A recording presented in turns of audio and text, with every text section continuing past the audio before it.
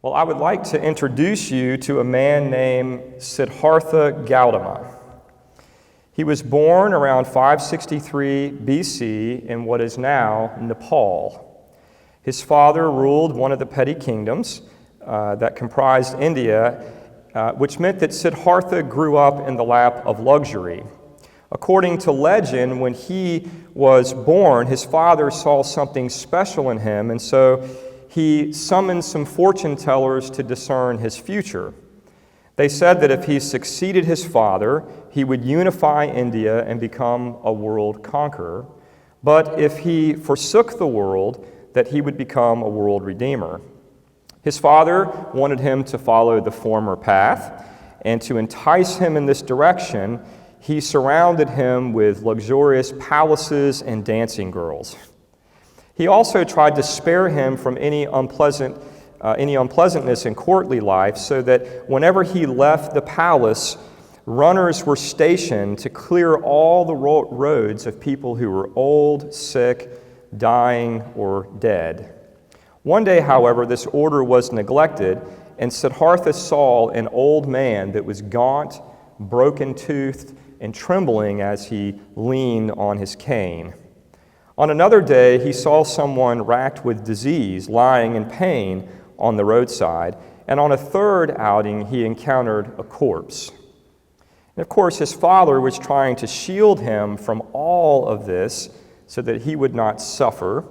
But when it all came crashing down, he felt not just sadness, but a sense of despair or angst. Being faced with the reality of change and pain, fleshly pleasures lost their charm, and he decided to become a truth seeker, to abandon the world and search for truth. So one night, when he was 29 years old, he silently left his wife and child and rode off into the forest. When he reached its edge, he discarded all of his royal clothes, shaved his head, and entered the forest in hopes of seeking enlightenment. This began a difficult 6-year journey that unfolded in 3 phases. First, Siddhartha sought out 2 of the foremost Indian masters, or Hindu masters, to see what he could learn from their traditions. But rather than acquiring the answer to his questions, he came to believe that Hinduism had become corrupted in various ways. And so, the second thing that he did was join a band of ascetics. Thinking that maybe his body was holding him back, he lived an extremely austere life, almost to the point of death, but this didn't work either. And it was by putting these 2 failed experiences together that inspired him to develop a middle way between the extremes of indulgence and asceticism. And this would be the first constructive plank in the new path. I lose? Okay, we're good. The first constructive plank in his new path toward enlightenment. The third and final phase was devoted to a combination of rigorous thought and meditation. And one day, when he was sensing a breakthrough, Siddhartha sat underneath a bo tree, vowing not to rise until he had achieved his goal. According to later stories, he was tempted in a way that was reminiscent of Jesus in the desert, but he overcame these temptations, and as his meditation deepened, his mind penetrated the world's bubble, collapsing it into nothing. The great awakening had arrived, and Siddhartha Gautama had become the Buddha, the enlightened one. After this happened, he devoted the next 45 years of his life teaching others what he had come to know, until he died in 483 BC after accidentally eating some poisonous mushrooms that were in his dinner. In his later years, when India was afire with his message, people came to him and said, "What are you?" They didn't ask, "Who are you?" They asked, "What are you? Are you a god?" The Buddha answered, "No." "Are you an angel?" "No." "Are you a saint?" "No." "Then what are you?" And Buddha replied, "I am awake." So Buddhism begins with a man who woke up. And I'm so tempted to crack a joke that my wife will kill me. I'll say it anyway. It was the precursor to the common phrase, I'm woke, right? Woke up. There you go. That's for free. So what exactly does this mean in Buddhist teaching? What does it mean to wake up, to be enlightened? What are the basic beliefs that would later come to be known as Buddhism? In his first sermon, the Buddha proclaimed his key discoveries, which came to be known as the Four Noble Truths. The first noble truth is that life is suffering. What the word, the Sanskrit word there is dukkha. And it's not that he denied that people could have a good time. He knew that people were capable of that, but he thought that this enjoyment that people described as happiness in their normal lives was really superficial and short-lived, and that most human beings live their life on the surface, but if you dig a little deeper, you'll find darkness and quiet desperation, what the existentialist philosophers call angst.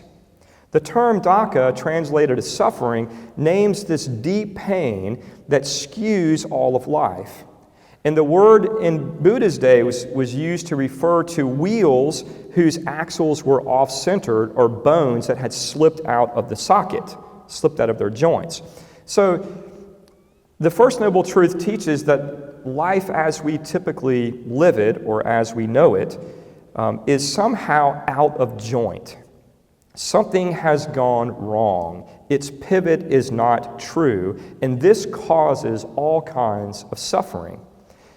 This is most clearly seen in moments when life's dislocations become particularly evident, such as the trauma of birth, illness, old age, and death. We also see it whenever we are separated from something that we deeply love, or are burdened and attached to something that we particularly hate. But the next question is, what exactly causes, what is the root cause of this kind of suffering? And the second noble truth in Buddhism answers this question. What causes this suffering is called tena, which refers to selfish desire for private fulfillment. According to the Buddha, when we are selfless, we are free. But it's very difficult for human beings to maintain this state. One author says that tena is ego oozing as a secret sore. Just take that in. And it doesn't include all desire, which a lot of people that talk about Buddhism get this wrong. It's not talking about all desire, but the desires that pull against life as a whole, as a unity. It's referring to selfish inclinations that make demands for oneself at the expense of others. And this willful demanding brings suffering because in reality, we are all one. So people are not our rivals in a competition, but in a certain sense, they are extensions of ourselves. And we hear this, for example, in some of the speeches of Dr. Martin Luther King during the Civil Rights Movement, when he says that when there is injustice with one person, there is injustice with all people, right? So the sense that humanity is united, but ego creates the illusion that we are separate, which then allows us to compare ourselves with others, elevate ourselves above others, and then prioritize our own gratification and self-fulfillment at the expense of others. And in this way, the ego is like a strangulated hernia. The more that it swells, the tighter it shuts off the free-flowing circulation on which health depends. And this, of course, creates symptoms that we identify with pain. The third noble truth logically follows from the second. So if the cause of our deep suffering and existential angst is selfish craving, its cure lies in overcoming these cravings. We need to be released from the narrow limits of ego and self-interest into the expanse of universal life. This is the only thing, according to the Buddha, that can relieve our torment. And it is the fourth noble truth that gives us the prescription that makes this possible. The way of overcoming selfish cravings is through what the Buddha calls the Eightfold Path, which is a rigorous course of training that is like those undertaken by athletes. And because this path is not easy, we need help. And so before we even begin the journey of the Eightfold Path, it is important to surround ourselves with people who will support our spiritual journey. Just as a wild elephant is tamed by being yoked to one that's already been through the ropes, so it is with spiritual growth. Without role models that demonstrate how progress is possible, discouragement becomes inevitable. So after surrounding ourselves with the right people, then we can pursue enlightenment by following a series of steps. The first step is right knowledge. Everyone needs a good map. We need to know where we are and in which direction to proceed. And that is essentially what the Four Noble Truths give us, which we just talked about. An accurate starting point that is grounded in reality. The second step is right aspiration. We must be honest about what we really want. And so, just as Jesus said, you don't want to start building a house until you've counted the cost. Right? Don't just make a compulsive decision to embark on a spiritual journey. Before you start, you need to be really, really honest with yourself and ask the question, do you really want to be changed? Do you really want a new life? In Buddhism, the question is, do you really want enlightenment? And are you willing to go to any lengths to get it? Freedom from selfish craving comes only as we seek it with resolute single-mindedness. The third, fourth, and fifth step are extremely important, and they function together as almost the switch that gets us moving. The third step is right speech. We're encouraged to observe our speech, carefully observe our speech, to discern what it says about our character, which will help us gain a more accurate picture of ourselves, an honest picture of ourselves. And then we must commit our use of language to truth and charity, avoiding things like lying, gossip, idle chatter, slander, and abuse. The fourth step is right behavior. And right behavior is detailed in what Buddha calls the 5 precepts. And you'll recognize some of these because we see them in other religions of the world. Do not kill, do not steal, do not lie, do not engage in sexual immorality, and don't take drugs or drink intoxicants. Of course, the whole point of enlightenment is to wake up, to live a woke life. See, I did it again. To be fully awake and present, fully present in the moment that you're living. And drugs and intoxicants create delusions and take you out of reality. And so he's saying you need to be, if you're going to be fully present, you need to abstain from those things. The fifth step is right livelihood, which I find very interesting. You know, the Buddha knew that our occupations are what occupy most of our waking attention, right? That's what we do most of the time when we're working, is work. And spiritual progress is impossible if most of our time is spent doing things that pull against spiritual growth. So for those who want to devote their entire lives to enlightenment, this required them to join a monastic order, but for the laity, it meant avoiding certain occupations that destroy life. Now, this is very interesting because this was also a teaching in the early church. Before Christianity became the dominant religion of the Roman Empire, Christians, for example, were not permitted to serve in the military because it would require them to kill people. Okay, now that has gone away, but even today there are certain occupations that we say you shouldn't do if you're trying to follow Jesus, right? And for the Buddha, some examples of occupations we might want to avoid would be things that destroy life, such as a poison peddler, a slave trader, a prostitute, a butcher, a brewer, an arms maker, or a job that requires you to rip people off. The sixth step is right effort, which means we must be willing to do the hard work prescribed by the Eightfold Path and commit ourselves to action. The seventh step is right mindfulness. And as we saw in Hinduism and Buddhism, the primary obstacle of enlightenment is not sin, as it is for Christians, but ignorance. And so overcoming this obstacle requires us to engage in rigorous and honest self-examination. And the goal in this is to cut through illusion to see everything, including ourselves, as it really is. It's a quest for honesty. When we maintain steady attention to our thoughts and feelings, we discover that they are not permanent states. They come and go, just as the tides come in and go out. Our feeling states are not permanent. They wax and wane. They fluctuate. Therefore, Buddha says, we should not attach to them. So when we have a thought or a feeling, whether it's positive or negative, we are to simply observe it in a non-reactive way, neither condemning it nor indulging it. And psychologists prove this out, my friends. It's kind of like quicksand. If you fight against quicksand, you sink deeper, but if you simply relax, you can float on the surface. Or when we were kids, you guys remember the Chinese handcuffs? The more you pull against them, the tighter they are around your fingers. And the Buddha, as well, I'm going to explain later, Jesus, and modern psychology tells us that when we start fighting with our thoughts, they actually grow in power. And so if we have thoughts, especially thoughts that we don't want, we are simply to observe them, which means not judging them. So if you have a bad thought, it doesn't mean observing them and then beating yourself up for having it, which will get you nowhere and will strengthen that bad thought, but simply without judgment to non-reactively observe it and to let it go. Some refer to this in the Buddhist tradition as detachment.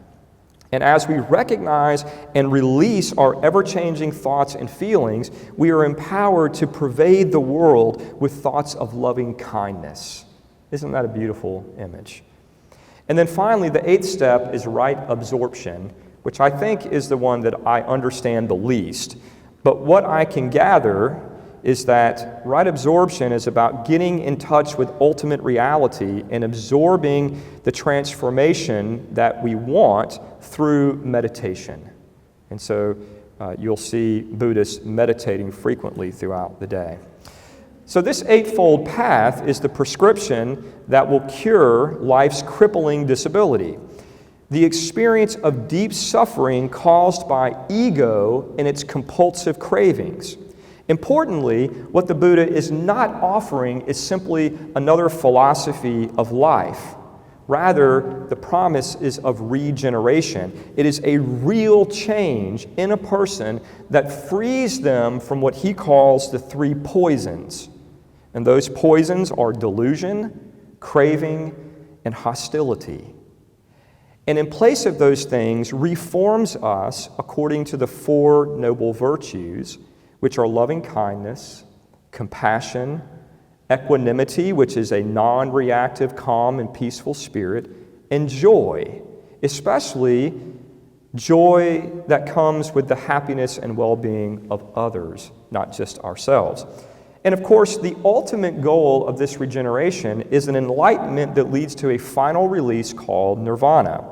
Now, you may remember this term from last Sunday when we talked about Hinduism. And while Buddha uses the same term, he understood it in a slightly different way. Being an authentic child of India, Buddha accepted reincarnation as a given. Based on how you live your life and the positive and negative energies that are carried over, what we talk about as karma, all people participate in the cycle of birth, life, death, and rebirth. And what drives this cycle, again, is selfish desire. And what sets us free is enlightenment, which gives way in death to nirvana. Now, nirvana in Buddhism is a very interesting concept to me. Again, it's something that people often get wrong. A lot of times when people talk about nirvana in the Buddhist tradition, they talk about a candle's flame which simply is extinguished or burns out, which leads us to believe that we are simply kind of absorbed into the universe and lose any sense of our own experience. And that's not quite right. So nirvana in Buddhism is a state in which selfish desire is totally consumed and everything that restricts boundless life is exhausted. And this does lead to a release into boundless life itself, but it doesn't preclude all experience. So in this state, all of our identification with the historical experience of the finite self will disappear, which means every sense that you are a separate individual, a higher or lower person is going to disappear, and that sense of an individual experience will disappear. But experiences as such will remain, but they will be expanded in something that's likened to a universal consciousness and heightened beyond recognition. It's like an inconsequential dream. Our life on this earth, when we move into nirvana, it's like an inconsequential dream that vanishes completely upon awakening. Or as the stars go out in deference to the morning sun, so individual awareness will be eclipsed in the blazing light of total realization. Now, this might seem mind-boggling, and it should be, because according to the Buddha, nirvana, at the end of the day, is incomprehensible, indescribable, inconceivable, and unutterable. So everything we say about it is really a sign pointing to a reality that we can't fully grasp. But what we do know is that Buddha thought that nirvana would be bliss. Now, at this point, you may have already noticed some similarities and differences with Christianity. If you're new with us, you might be thinking, I thought I was in a Christian church. Why is this guy talking about Buddhism? And if you are new with us, we are in the middle of a series on world religions, and our goal is to try to better understand our non-Christian neighbor so that we can love them better in obedience to what Jesus said is the greatest commandment, which is to love God and to love your neighbor as yourself. So we're seeking to understand these religions so that we can better love them and so that we can cooperate with them in trying to make the world a better place. Now, we've already talked about the differences with Christianity regarding reincarnation, karma, and nirvana in our discussion last week on Hinduism, which, if you missed it, is available on YouTube and iTunes. So while Christians do believe that we will reap what we sow, right, we don't agree on the idea of multiple lives. And while some Christians who embrace what is called process theology may not have any problem with the Buddhist conception of nirvana, most Christians believe that we retain our center of consciousness when making the transition to heaven. And of course, the traditional notion of heaven is very different, or at least it's imaged very differently than Buddhist conceptions of nirvana. Another point of difference that we've already discussed is related to salvation. As with Hinduism, Buddhism teaches in certain respects that we save ourselves, that we attain enlightenment through strenuous effort. But in contrast, Christians believe that we can only be saved by God's grace, which is received as a gift. Now, this does not mean that spiritual growth comes without effort. To the contrary, Christians believe that if we want to be free from the power of sin, if we want to be healed of our pain, and truly enjoy abundant life, then we must also follow a path. But it's a path that is marked out by the life and teachings of Jesus. Like the Buddha, Jesus didn't come to simply offer a new philosophy of life, but promised real change in which we are set free from destructive vices and reformed by life-giving virtues. So both Jesus and Buddha helped us to see that this is not a magic trick, but it takes real, consistent, sustained effort over the course of a lifetime to truly be spiritually transformed. Christians also agree that spiritual transformation includes acquiring things like right knowledge, right aspiration, right speech, right behavior, and right mindfulness. However, the way that we define, understand, and live into these ideas are different, which only makes sense because we're reading different scriptures and living out of a different tradition. But the differences between the two religions can be seen perhaps most clearly in the Christian insistence that none of this is possible. Transformation is not possible without divine grace.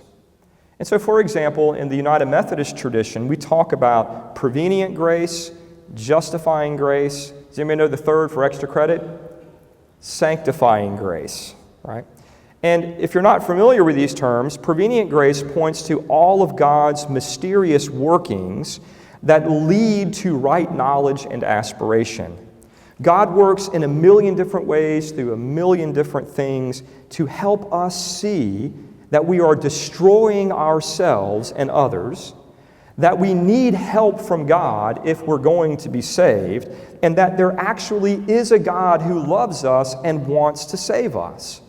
And these are not insights that we come to on our own. These insights are a gift from God. It is a gift of revelation that leads to right aspiration.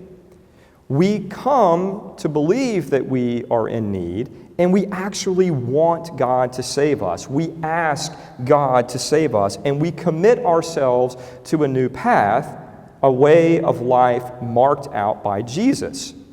Importantly, and this is so important, the very faith required to receive this knowledge and make this decision is itself a gift from God. Christians believe that this is not something that we can come to on our own through self-examination, nor do we make this decision on our own power and strength, but only by a divine empowerment that comes from God as a gift. So, justifying grace points to this gift. It points to a central teaching in Christianity that God, not us, but God accomplishes everything necessary for our salvation in the life, death, and resurrection of Jesus, and then gives us the faith to receive this gift, which is what really changes us, or at least initiates the process. And this means that we are not our own accomplishment, we are God's accomplishment. And after we receive what God has done for us and embark on a spiritual journey that is aimed at growth, we start getting into what is called sanctifying grace. And all this means is that God gives us the divine presence and power that we need to follow a new path, to follow Jesus. God gives us the power to practice right speech, right action, right effort, right mindfulness, right behavior, none of which is possible on our own strength, intelligence, and resourcefulness. In short, what Buddhism teaches we acquire by effort, Christianity teaches we acquire as a gift through the power and presence of a loving God, which leads to the biggest difference between Christianity and Buddhism. The Buddha was agnostic at best, and some even say that he was an atheist. And that's one reason why many people question whether Buddhism is even a religion, because it doesn't presuppose a belief in God. Some people say it's a philosophy. I think that it's both. In order to resist what the Buddha considered to be wasteful speculation, he said that it really didn't matter if there was a God or not, and that we shouldn't be wasting our time thinking about such questions because they'll never help us to achieve enlightenment. And again, this belies a central idea in Buddhism, that we somehow save ourselves. Some schools of thought emphasize rigorous individualism. Others talk about how we need to be surrounded by community to achieve enlightenment. But all of them assume that each person has to walk their own path and accomplish enlightenment through personal effort. And I want to say, it's true that the Bible says we must work out our own salvation with fear and trembling, but it also teaches, again, that this is impossible without the help of a personal and loving God. So simply put, we cannot save ourselves because it is ourselves from which we need saving the most. Save me from myself is the best prayer that we can pray. Not only is the existence of God a relevant question, but for Christians, it's an indispensable question because only God can save. Our salvation from start to finish, from the first moment that we intuit something is wrong until our glorification in heaven, and every single step along the way is made possible by the power and presence of a loving God.